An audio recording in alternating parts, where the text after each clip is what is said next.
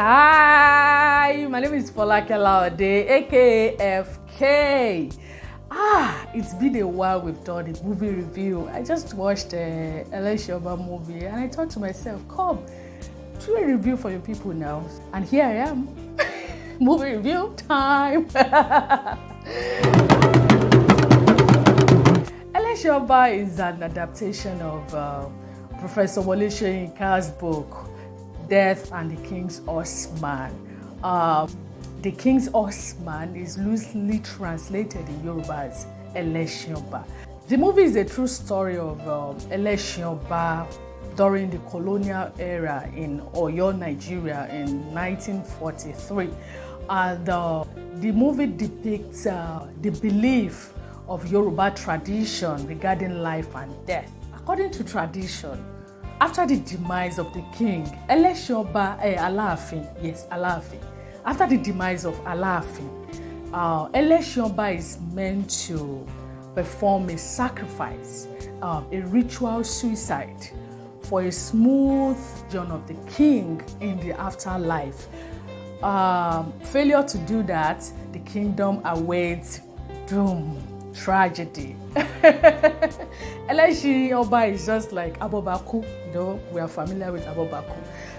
Unfortunately, sadly, Ẹlé ṣin Ọba was unable to perform the sacrifice by virtue of his greed. He's an indisciplined man and a philanderer. He loves women a lot. So, and this was what led to him being stripped of his honor. To the cast were great. They gave their all. The main cast, Odunlade Adekola, gave his all to the movie. He was the best cast for the movie. Although I was looking at maybe they could cast the role for an older person. Regardless, he did well. He did a fine job. He was giving. He was giving. So, according to social media frenzy, and my two main casts were Odunlade and Bello. I was looking at Bello and said, she's the prim and proper British, but Yoruba was flawless. She played Iyaloja. These are the main two casts anyway. She played Iyaloja and she did well. She did fine. To the likes. Ẹlé ṣin Ọba, I don't know why people are criticizing Ẹlé ṣin Ọba, but for me, I am this kind of person who is sort of cynical about movie. I watch movie critically, and I did not see anything wrong with Ẹlé ṣin Ọba. Although it was painfully slow in between, but Ẹlé ṣin Ọba is a fine movie. Ẹlé ṣin Ọba is a masterclass. Ẹlé ṣin Ọba is a masterpiece. So I don't see anything wrong with the movie.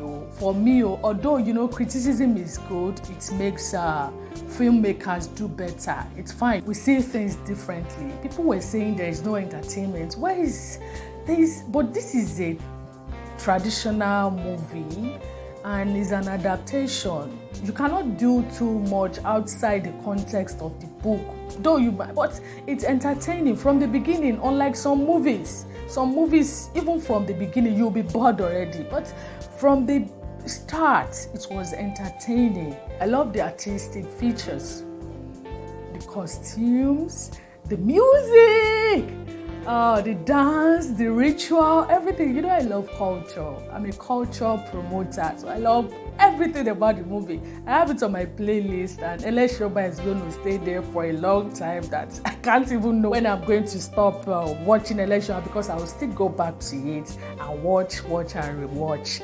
And the market scenery. Don't even let us go into the production. Ẹlé ṣin Ọba for me is entertaining. Every movie must not be why do we like every time? Ẹlé ṣin Ọba gave what it should give. It gave what a movie should give. It's a Yoruba movie, it's a traditional movie. Ẹlé ṣin Ọba is hard. Although the storyline was towards the end of the tail end of the movie. I love it anyway. The dialogue were rich and beautiful, especially between Iyaloja and Ẹlé ṣin Ọba. Beautiful and rich. I love it. I love it. So to the message, the lesson is one needs to be disciplined. An indisciplined person is a slave to his weakness. Ẹlé ṣin Ọba was an indisciplined person and it made him weak. The fruit of indiscipline could trickle down to one's offspring. Just like Ẹlé ṣin Ọba's case, when he was not able to do the sacrifice on time, to avert tragedy, his son had to die in his stead. Look at that. The second lesson is make hay while the sun is still shining. Just like in the Ẹlé ṣin Ọba's case, he did not perform the sacrifice on time because of his greediness, indiscipline. You know, this led to how the superior British district officer got an intel that someone is about to do what? To perform a suicide, which the British found see as barbaric. British people, everything they do is right.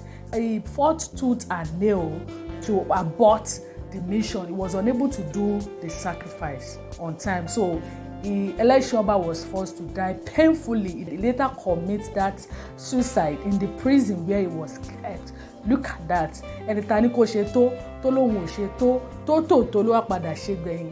That is, make hay while the sun is still shining, else you mess up things. And another message that Ẹlé ṣin Ọba passes is don't allow people to mess with your culture, and don't mess with people's culture.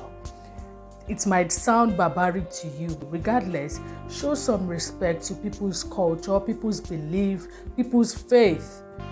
Allow them to do their thing, especially if it's not against humanity. Just like how the Supreme British District Officer was desecrating the Egungun regalia.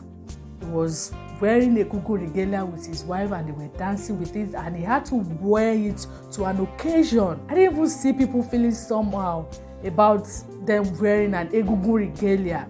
Another thing I want to note, that